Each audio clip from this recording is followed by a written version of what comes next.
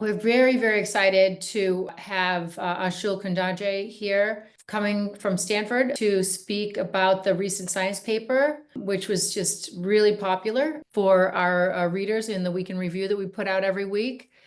The paper was titled Disease Diagnostic Using Machine Learning of B cell and T cell receptor sequences. And you can go back in time and see that it came out in February 2025. The title of this talk, pretty similar, Machine Learning of B cell and T cell receptor sequences for disease diagnosis. And a little bit about Anshul. He's Associate Professor of Genetics and Computer Science at Stanford. The Kundaje Lab develops interpretable machine learning approaches to understand how DNA, RNA, and protein sequences and code function, and how genetic variants and molecular networks influence traits and diseases. Anshul has led analysis efforts of several NIH-funded consortia, including the Encyclopedia of DNA Elements and Code project and the Roadmap Epigenomics project. And he's a recipient of the 2016 NIH Director's New Innovator Award and the 2014 Alfred Sloan Fellowship. I will drop the link to the paper in the chat, and feel free to add questions in the chat as we go, and he'll field them at the very end. Thank you so much for joining us again, Anshul. Really excited for this talk. Great. Thanks so much. Thanks so much, Monica, for the invitation. Sorry I couldn't make it last time. I got sick right at the last minute. But I'm excited to present some of our work today. So just to begin, this was really effort led by Maxime Zaslavsky, who is a fabulous graduate student in my lab and Scott Boyd's lab. It's a very joint collaboration between our labs, and many other people were involved in this process as well. Listed here, I'll try to get back to them at the end of the talk. Right. So, as you know, analyses of DNA and RNA have been used extensively as diagnostics in medicine. For example, gene mutations are commonly used to diagnose cancer, understand different subtypes. Similarly, for rare diseases, whole genome sequencing, exome sequencing. So, profiling DNA has been a very powerful way to analyze, diagnose, and understand risk. And similarly, for pathogenic detection as well, DNA, RNA analyses are very common. One interesting aspect here is that our immune system, is constantly surveilling all kinds of antigens that we're exposed to. So B and T cells specifically, they have these antigen receptors, and these are encoded by these VDJ segments. So typical antibody looks like this. There are these constant regions right here. And then these regions specifically are variable. And there's tremendous variation in these regions that allows these antibodies to kind of adapt to different antigens. And it's very interesting because these VDJ arrangements are actually currently used clinically to track lymphoma clones. So they are being used in cancer. But there's still a huge potential to use these immune repertoires, B and T cell receptors, for clinical diagnoses. And part of the reason is because these are extremely diverse. They are in fact surveilling what the body is being exposed to internally and externally. And these receptors are expressed by expanded and differentiated B cell and T cell clones. These enable antigen-specific effector functions in memory. And the interesting question is, whether we can interpret these immune repertoires, especially their specificities, to automatically screen for multiple diseases or to track disease development or response to therapy. And more interestingly, can we also gain some mechanistic insights into pathogenic responses or other kinds of autoimmune diseases and so forth? But challenges exist for interpreting these BCR and TCR repertoires. As I mentioned, these VDJ recombinations result in a pretty massive and random repertoire. So every individual has kind of a different repertoire to begin with. When you're exposed to an antigen, there's clonal expansion. So specific clones of these will expand in response to the specific infection or antigen. And then alongside that expansion and the random recombination that exists in each of us, there's additional hypermutations that specialize these antibodies towards specific antigens, as well as isotype switching. So basically, the space that you're looking at is really immense of these receptors, right? The other interesting aspect is that despite having shared exposures, so patients that are exposed to the same antigens, disease, infection, they need not necessarily have very similar receptors. So it's quite rare to see exact same receptors in two patients having the exact same disease. There are lots of other deviations in the repertoire composition. It also keeps track of your history. So, your immune repertoire is not just capturing your current exposure, but also confounded by your prior history. So it's actually quite difficult to use these sequences a priori to simply predict or label an individual with a specific infection or disease.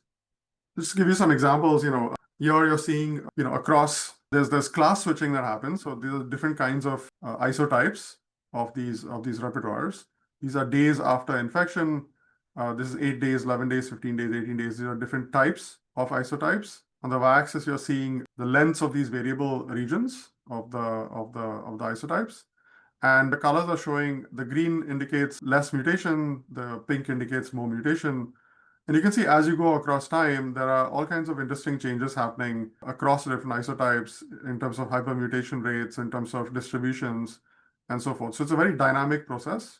Similarly, in this particular case for HIV infection, there's unusually high frequency of a specific type of IgG right here, right? So there are these very specific events as well as large repertoire changes that happen. And as we mentioned before, in some cases, like for example, in COVID-19, you do see some convergence of specific antibodies across various patient cohorts. So that does occasionally happen, but it's quite rare and it's very difficult to pinpoint very specific antibodies that are shared across patients. So that's when, comes in our paper and our work. We try to build a generic approach that can take large collections of BCR, TCR sequences, these receptors, basically a sample from patients that were exposed to various kinds of antigens, infections, as well as autoimmune diseases. And we trained machine learning models that combined different types of approaches into an ensemble framework, allowed us to, predict different types of diseases, not only within a single cohort, but we also did extensive tests across independent cohorts. And we also try to interpret the models to see if they're learning biologically meaningful things. So that's sort of the main contributions of this work. And again, it's a massive team effort. I think we started working on it about 4.5 years ago, and the paper was recently published in February of 2025. So let's see how this model works. The model primarily uses 3 representations of the immune repertoire. So just going back to the BCR heavy chain and the TCR beta chain, they have 3 regions. They have 3 segments, the V, D, and J. And they often divide into these 3 regions, the CDR1, CDR2, and CDR3. CDR3 tends to be the most variable region. And so that's the basic structure of each antibody that we're looking at. And we took these sequences that you get from a large sequencing experiment, immune repertoire sequencing experiment for each patient. And we trained 3 classes of models that look at different properties of these B cell receptors and T cell receptors. The first is looking at repertoire composition. The second is looking at specific properties of CDR3, those CDR3 variable segments. And the third uses a more complex machine learning method that's based on these kind of language models. I'll explain each of these in the next few slides. So let's go to number 1, which is repertoire composition. So here what we're doing is we're looking at kind of global properties of these sequences, specifically, these V genes. There are different types of these, and we're simply looking at frequencies of V genes in each patient cohort. And we're also looking at mutation rates. Okay, so as we had mentioned before, the germline has different kinds of recombinations. That is, your genome itself encodes different kinds of combinations, resulting in a specific repertoire. But then after clonal expansion, there's additional hypermutations that happen called somatic mutations that create additional diversity. So what we're looking at here is simply the V gene frequencies and the mutation rates. And then we're using those as features into a simple classifier that is trained on label data to allow us to try to predict which disease it might be. So the inputs to this simple model are just these 2 kinds of variables, the V gene frequencies and the mutation rates. And we train the model to predict, which disease the patient corresponds to. So the second is looking at CDR3 clustering. Here we're looking specifically at this CDR3 region of the receptor. And what we're doing simply is taking all of the sequences from all the patients, and we're going to simply cluster them based on mostly lexical similarity. So how similar they are in terms of k-mers, simple definitions of similarity, kind of like think of it like an edit distance, right? Like how similar the exact sequences in amino acid space these CDR3s are, right? So we cluster these sequences, and then we'll take these clusters and we'll try to see if we can see enrichments of clusters in specific types of patients, like in lupus individuals, maybe some clusters are enriched, maybe in healthy individuals and mixed. And then we count cluster matches in patients, and we'll use that as a metric to predict which disease it might be. Again, all of this is done in the training set, so specific sets of patients. Then we use the same kind of clusters identified in the training set of patients to test on the test sets. So again, here the inputs are simple, how many instances of each cluster do we see for the sequences, and then we use that to try to predict which disease the patient corresponds to. So the third way we extract is using actually a more complex approach. The CDR3 approach is using a very simple metric for deciding how similar two sequences are. But as we mentioned at the beginning of the talk, looking at lexical similarity, that is looking at the amino acid sequence of these receptors and comparing them head to head, need not necessarily represent functional similarity, right? So we need a better measure of similarity between these TCR, BCR sequences beyond just looking at how similar the exact amino acids are in these sequences. So here we turn to these protein language models, and what they do is they end up, I'll explain how they work, but what they actually end up doing is they take these amino acid sequences corresponding to each receptor, and they manage to map them into some kind of numerical vector. And this numerical vector is sort of trying to capture like the semantic functional encoding of these sequences. So you can often have sequences that are quite different in amino acid space that could have very similar numerical vectors capturing sort of their compositional and functional similarity across evolution and across all kinds of variation.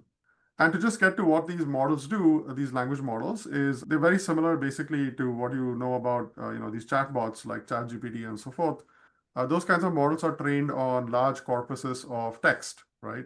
So the way they are trained is you give them massive collections of natural language sentences, and then you set up a learning objective, which is quite simple conceptually. It's called a masked language model objective. And the idea is that you basically you mask individual words randomly in a sequence, one or more, and you try to use all the other words in the sentence to predict what that word might be. And this sounds like a simple statistical exercise, but if you do this at scale with a very large corpus, the model ends up learning a very complex relationships between words. As you can imagine, if you can predict this particular word very accurately, right? Like if I hit this word and I asked you what word is likely to be here, and you ranked a massive collection of words, and the word that you ranked on top ended up being quite often correct, that would indicate that you have some way of like taking sentences, words in a sentence, and sort of learning complex relationships between them, allowing you to predict what word was in this masked position, right? So this is done for every sentence on a massive scale. You mask different words and you try to reconstruct them through a massive neural network. And what the neural network ends up learning is this complex relationship between words, and ends up actually learning kind of interesting semantics, right? It kind of learns some version of the meaning of words and sentences versus just the exact lexical composition of each word. So there are many words that can mean the same thing, even though they look very different. The language model embeds them into this numerical space where similar meaning words end up having similar numerical vectors. So here what we do is, well, not we, but several other folks have done, is there are similar language models for proteins. And instead of looking at strings of words and of the English alphabet, you're looking at strings of amino acids, right? Proteins and peptides. And it's the same idea again, is that you take these proteins, you mask specific amino acids, and you train a massive neural network to try to reconstruct the masked amino acid from all the other amino acids in the protein. And you do this kind of, you randomly mask and you train on a massive corpus. This is trained typically on the entire protein universe, not just human proteins, but every possible protein whose sequence is available. The interesting thing about this approach doesn't require any actual annotation of the proteins, you just need the sequences, right? Similar to natural language as well. And again, these models actually are quite accurate in terms of being able to reconstruct amino acid probabilities, masked amino acid probabilities from sequence alone. And so the hope is that they would also have learned interesting semantic information about the amino acids in each protein in context, right? So this Y, for example, this position in this amino acid has a different sort of semantic meaning than a Y in a different amino acid at a different position, right? So the model's hopefully able to learn that and then project these sequences, amino acid sequences, into a numerical vector space. And so that's what it's basically doing. These models are pre-trained, again, on the entire proteome. And from that, we can take our TCR, BCR sequences, which are basically amino acid sequences. We can push them through the model once it's already pre-trained, and we get these numerical embeddings. So you can often take these embeddings and you can project them into sort of a two-dimensional space. And if you just take the entire tree of life, all proteins, and you project them in the space, you can start seeing that proteins from of various functional types and from various species start clustering together, right? So for example, if you take these receptors from memory B cells and naive B cells, you can see that they actually cluster quite nicely together. So the model's able to learn these kinds of semantics without ever having seen any labels about these sequences, right? Which is very exciting. And so what we can now do is try to use these representations to build a predictor, right? So what we do is we take our large collection of TCR, BCR sequences from all the patients, and we end up with a matrix. Each of these sequences is now converted into a 650 dimensional numerical vector. So there's the columns right here, the 650 dimensions. Each row happens to be a sequence from each individual and across individuals. And what we do is this time we take each of these sequences, and for each individual, we label each of the sequences from that individual based on the individual's disease status, right? So a healthy person all the sequences from a healthy individual will be labeled healthy, okay? And all the sequences from a diseased individual will be labeled with that disease. Now, obviously, this labeling is inaccurate because all the BCR, TCR sequences from a healthy individuals do not necessarily represent the same thing. Similarly, if I took a patient with, let's say, lupus, all the BCR, TCR sequences from that patient definitely do not represent lupus. So you can think of it as a very noisy label. Some of the sequences from each patient will in fact represent the disease. We don't know which one those are. It's a needle in a haystack problem. But that's the best we can do, right? We don't have labels for individual sequences. We only have labels at the level of patients. So we assign the labels to each sequence based on the individual that the sequence came from. But it's worth remembering that in this particular case, the labels are very noisy. So most of them might in fact be wrong. A patient with lupus has many TCR, BCR sequences that have nothing to do with lupus, right? So it's actually a really hard problem to be able to learn in this very noisy space. And then what we do is we train various kinds of models using this sort of input to predict the output label for each patient. Okay, so first we do the sequence level, and then we aggregate the sequence level predictions to predict patient level status. So in the end, what we end up with is three classes of models. Again, as I mentioned before, the repertoire composition model, the simple lexical clustering model, the CDR3, and then the language model based embeddings. And we have one such model for BCR sequences and TCR sequences. So in the end, we end up with 6 specific classifiers, and then we combine them through an ensemble approach. Think of it like a fancy majority voting approach, taking all of these inputs and trying to predict which disease a patient has, okay? That's basically the model. So what did we actually train this model on, and what did we test it on? We collected 616 blood samples from 6 different kinds of immune states. I want to be very clear that this is a pilot. It's a pretty small study in general. It's one of the largest in this specific scenario, but you can see the numbers are quite small, right? It's 616 total samples. We are spanning a relatively small collection of diseases. We had about 220 in quotes healthy controls, and then 92 T1D patients, some adult and some pediatric. We had 86 lupus patients, again, some adult and some pediatric. And then we had a bunch of infections. We had COVID-19, we had HIV, and we had influenza, day 7 post-influenza vaccination. Okay, so it's a diverse collection. It's sort of what we could get our hands on, and we try to get at least 2 autoimmune disorders, which are an important class that we were looking for, and then a bunch of kind of infectious diseases that and vaccinations, which would be quite interesting, alongside a bunch of healthy controls. Now, how you train and test this model is actually very important. We try to be very conservative. So, the way we did this is we have all our patients and healthy individuals, 616 of them. And what we do is we take all the patients and we divide them into folds. Okay, so we take 2/3 of the patients and we train on them, and we try to test on the remaining 1/3. So there is no contamination between patients. We're not sort of just holding out, repertoire sequences from a patient. That would be relatively easy. We're holding entire patients out. And we do this in terms of multiple folds. That is, we take the same collection of data and break them up into different sections. Each individual goes into a different bin. And then, you can train on 2/3 of individuals, test on the remaining 1/3. You can create a different split, another 2/3 and test another one, right? So we have 3 folds of this sort, different kinds of permutations of the individuals. So just so we understand, what happens if you just shuffle a few of the training and test points along, can you actually, is your model robust and able to classify the patients accurately? So when we do this is the performance on the test set. Again, these are patients that have never been seen in training, so they're completely held out. The models are trained on the individuals in the training set, and then used to predict the status of each individual on the test set. On the rows correspond to the actual patient diagnoses, and the columns correspond to the labels that the model predicts, right? And what you'd want is, this is called a confusion matrix. What you'd want is a perfect classifier would have a very strong diagonal component, right? So everything being correctly predicted, and very, very small off-diagonal components.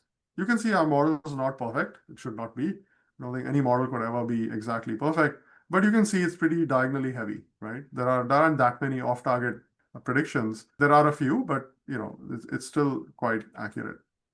And one of the metrics, the confusion matrix is quite nice because you really get to see which labels are correctly and incorrectly predicted. But if you want a single number to quantify performance, I personally don't like the single numbers. They're quite, in some cases misleading. I prefer seeing the actual matrix as it is. But nevertheless, this is called the area under the ROC curve. It's sort of the probability of correctly ranking a patient of a specific class above an individual with a different label, right? So that's the area under the curve. Area under the ROC curve. A perfect predictor would have a value of 1. Perfectly random predictor would have value of 0.5. You can see our model is at 0.986, which is quite good. But again, 0.986 makes it sound like it's almost perfect. It makes mistakes. It's not perfect. You can see there are some off-diagonal effects. You can also plot it in this way. This AUC is being calculated as the area under this kind of sensitivity and specificity curve. We can do this for individual diseases. This is the overall classification performance. You can also ask, like, just for lupus, what is the area under the ROC curve? What you basically do is you plot the sensitivity and the specificity of the model for different thresholds, and you get this curve, and the area under the curve captures this area under the ROC curve metric. And you can see, even for individual diseases, it's actually quite good, right? So it's about 0.98. If you are using this as a diagnostic, you would have to pick some threshold. So on this curve, you would have to decide what kind of sensitivity and specificity you would like.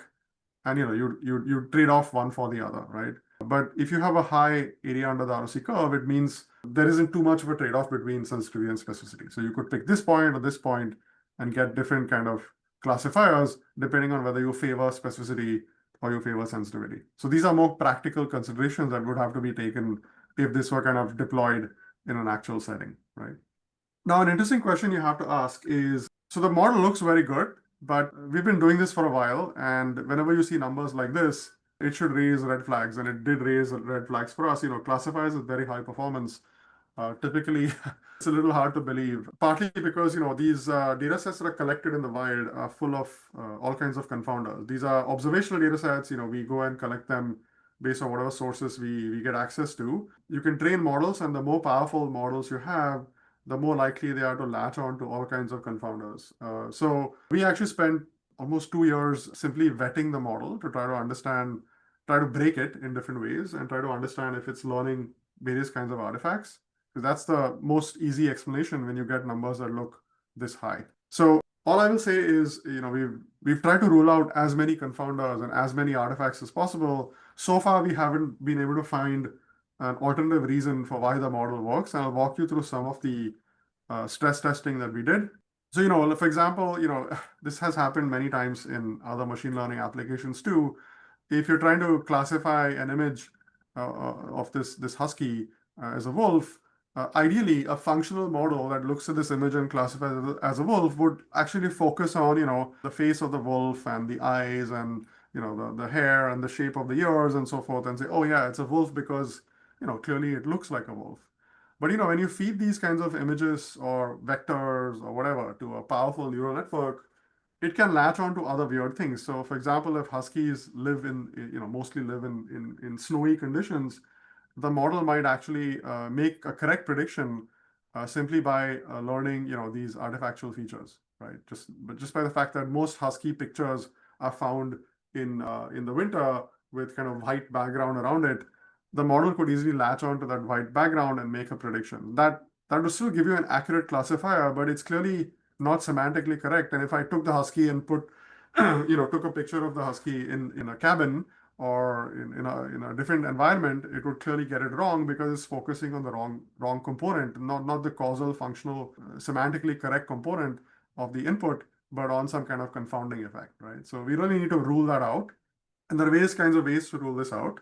We want to test, is the model robust to batch effects, right? So that means I'll describe what that means. Does the model work on external data? So if this really truly is a powerful generic classifier, they could go to other cohorts from other locations, collected by other people at other time points, and it should hopefully work.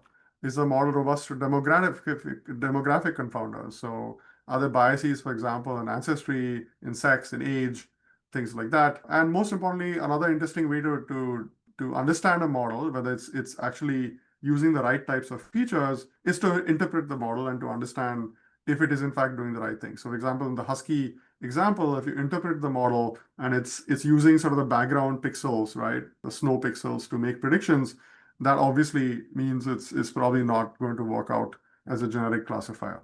So to test if there are batch effects, what does it actually mean? Let's say, we did experiments where we collected all the COVID-19 patients on Monday, we collected all the healthy patients on Tuesday, all the lupus patients on Wednesday, and then we built a classifier on this. It might work by simply learning confounding artifacts of batch effects, that is, specific experimental conditions that are related to the day that the collection was done versus the disease itself. And this is a case of like perfect confounding. You won't be able to tell really with this kind of design whether your classifier is making correct predictions because of the actual disease status or because of time of day. So what we can do is to, of course, we did not have this kind of a horrible design. We did try to make a more randomized design, but it wasn't perfect. There were still biases of various kinds. So one way to test this would be, to collect a new sample, COVID-19, on a different day and see if the classifier works.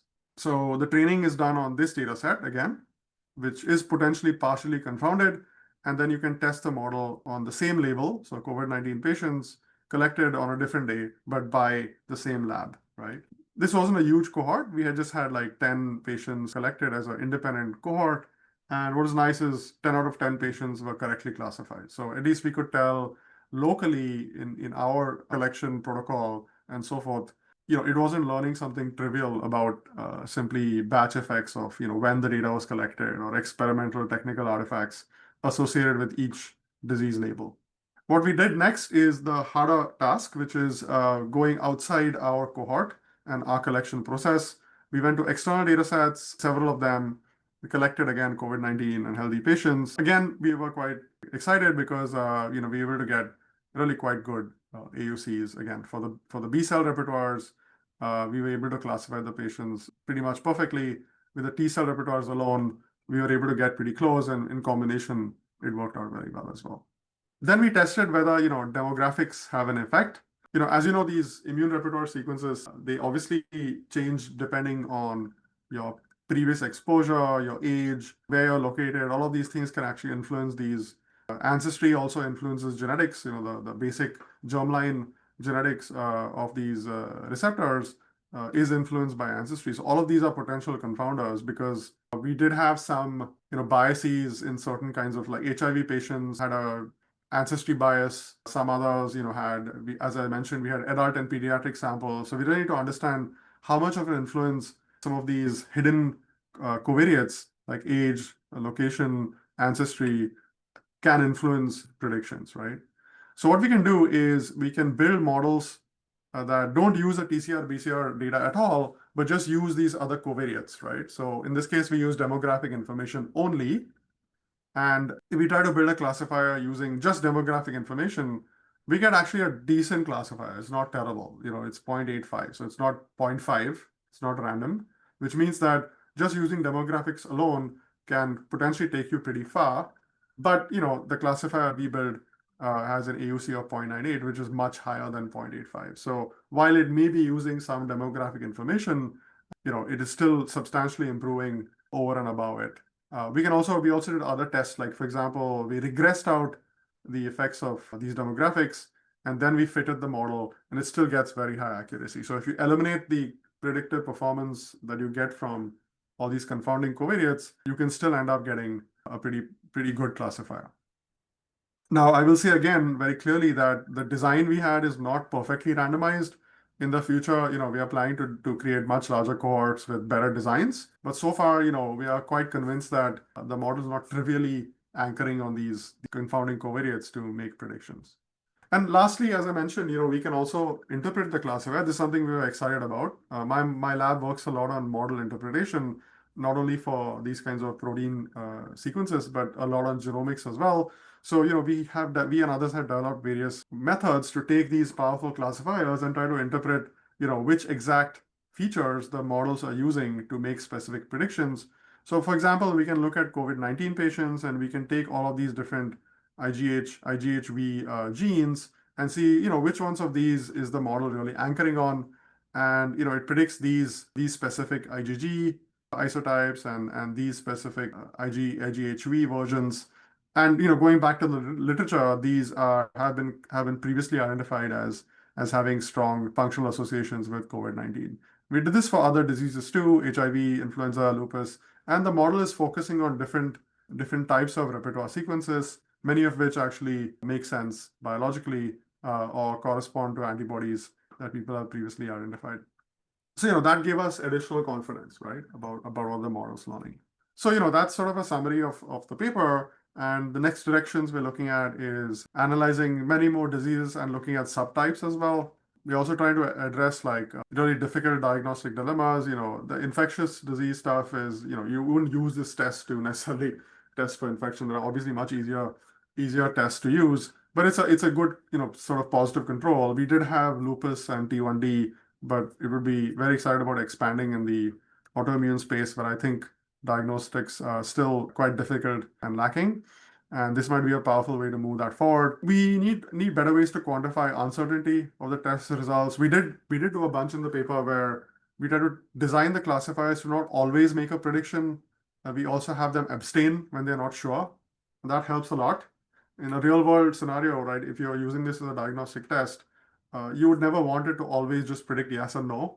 If it's not certain about a particular classification, it's okay to say, I don't know, and then use a secondary test or something of that sort. So we have to find better ways to also quantify uncertainty, allowing these classifiers to abstain. A patient may have multiple disease comorbidities. Currently, we have not tested the model in such kind of scenarios. We've also not tested sort of across a range of disease severity, mild disease, and so forth. We do see some evidence. We have a cool example in the paper where a lupus patient was misclassified as healthy.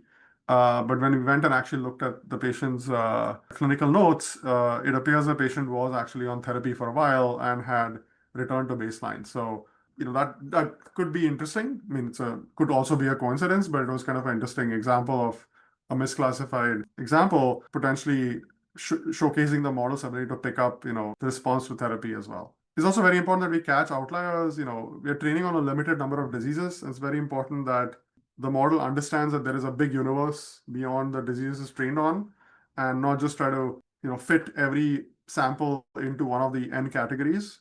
So being able to abstain, say unknown or healthy, these are all very important additions to be made.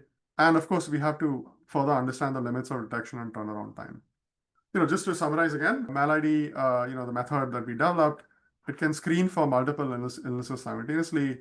It can distinguish viral infections versus autoimmune disorders, despite, again, having highly variable sequences, demographic differences, and a relatively small cohort. If you think about it, it's not a lot of training data. It achieves very high performance, but that comes really through a integration of the B cell and T cell repertoire sequences, and a combination of 3 different ML methods that focus on different properties, right, of these: repertoire composition, simple sort of lexical similarity, and a more sort of deep semantic similarity, functional similarity based on these protein language models. We can assess like which B cells and T cells are most disease associated, giving us some kind of additional, not only biological validation, but you could imagine going forward with these antibodies that the model finds out as being predictive. They might have interesting therapeutic implications as well. And so with that, I'll just end and thank again.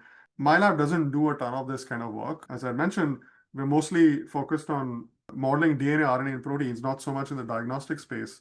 When Maxime joined my lab a few years ago, this was sort of his dream. And I mentioned to him, like, my lab really doesn't do much of immunology, nor do we do disease diagnostics. So we need to find someone who has expertise in the space. And Scott was really that person.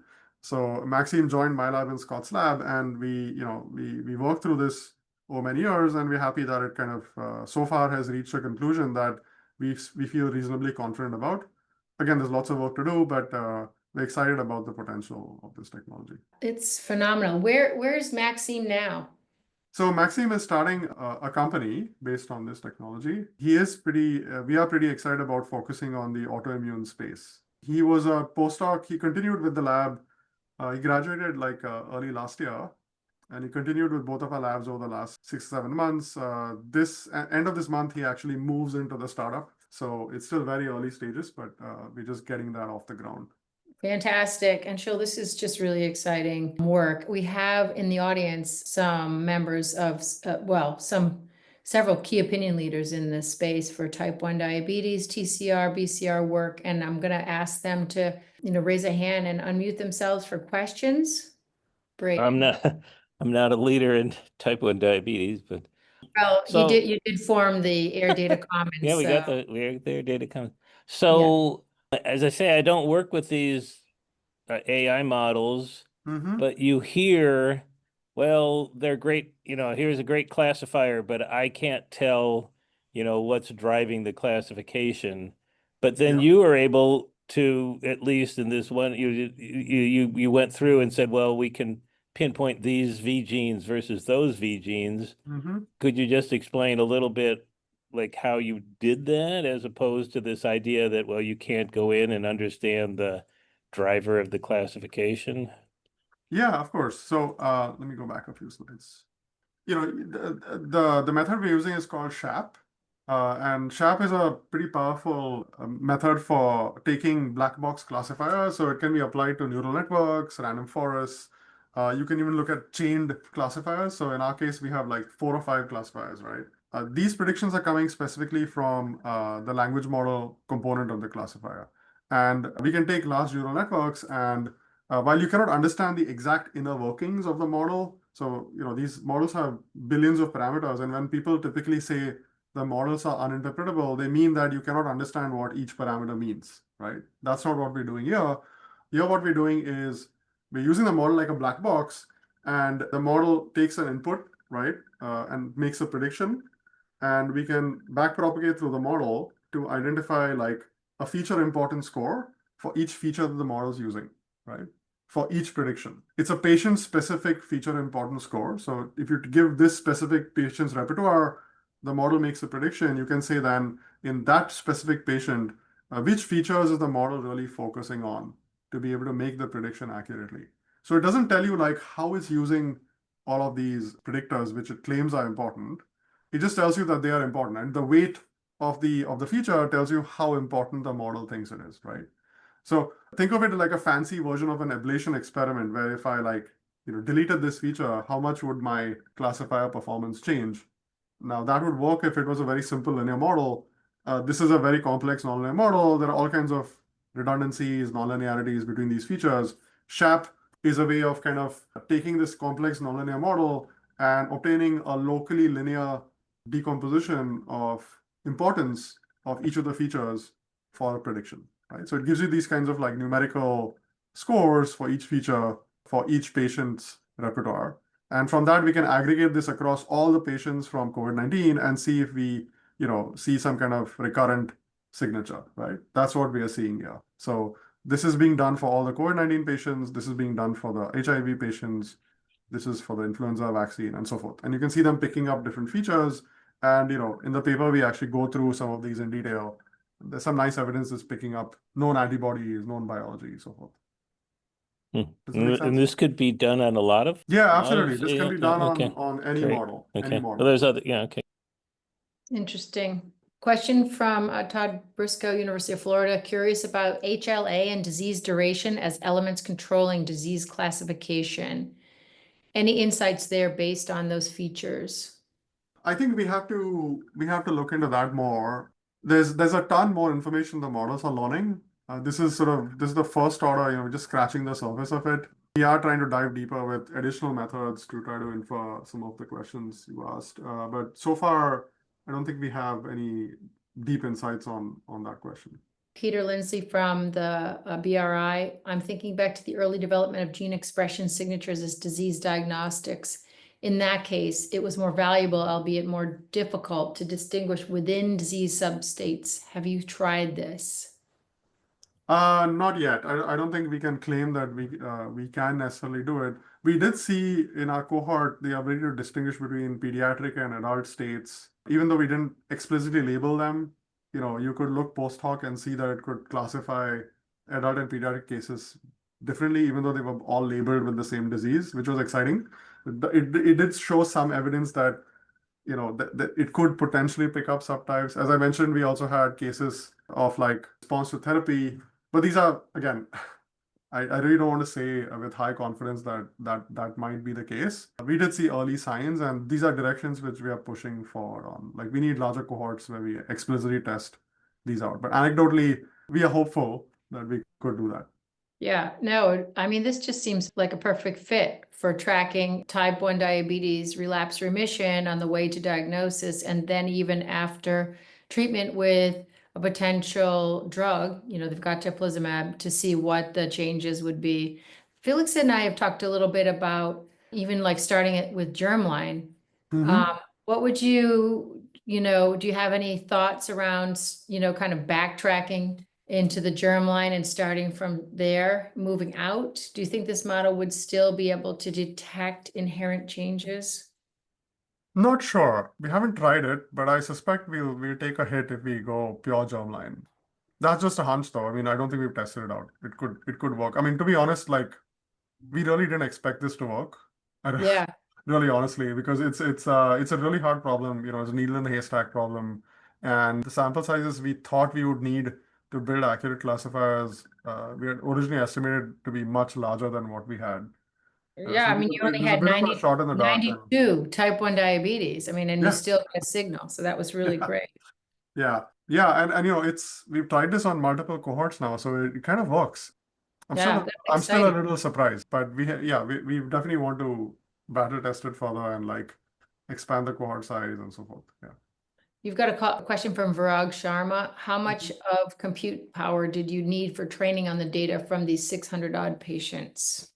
Great question. So actually, it's quite cheap. The first three classifiers, and the first two classifiers are very simple logistic regression type classifiers. Those are lightning fast, no big deal. The protein language model, training a protein language model, like actually training it from scratch, is a massive effort and would take tons and tons of compute. Luckily, many of these models are pre-trained. So we use a pre-trained model called ESM2. It was trained by folks who originally at Facebook and now have a new company, Evolutionary Scale.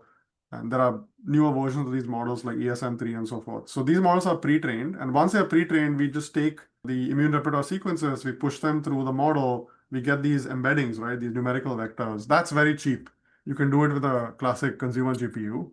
And then the model that's trained on top of that is a random forest kind of model, again, quite cheap. So overall, training the classifier is not at all expensive. I mean, we can do it we've in fact done many, many runs testing all kinds of configurations. So it's totally feasible to do on a very large scale. Yeah, we in fact tried fine-tuning these language models on antibody sequences. It actually ended up doing worse than just using the generic language model as it was produced. And I think the reason is because the antibody sequences we were pre-training on are quite biased. And so the model ends up kind of like overfitting to those and doesn't generalize. So it was an exciting, interesting case study where like it's very important to have these more general foundation models that kind of learn very general rules about protein evolution versus like hyper specializing to a specific data set, because then you might accidentally overfit. So we ended up using the original ESM2 model as we saw it. But overall, the computational load is minimal. It's not a heavy model. And then I guess plans to take this to the clinic. It seems like you might have touched on this with Maxime's new company. But yeah, I don't know how much you can speak to that, but yeah, I mean, that's the hope, right? And I don't think we are continuing to kind of push this further in the academic setting with Scott and myself, trying to apply it to new diseases, new kinds of indications, also trying other kinds of approaches to the same problem. But Maxime starting this company and really trying to push it to the clinic, specifically in the autoimmune space. great. Yeah, we are excited and hopeful. Well, we have a TCR, BCR data repository working group every month, and I'll reach out to you separately. You and Maxime maybe want to just drop in one time and chat with some of the heavy hitters that attend that, and maybe there's some kind of room for collaboration. So sounds like That there sounds will great. be. Yeah, thank you again, Anshul. This was really just really exciting, particularly for the type 1 diabetes field. It could really open up some doors. So thanks again for taking time from your busy schedule, and we'll speak again soon. Have a great rest of your day. Thank you. Thank you so much for the invite.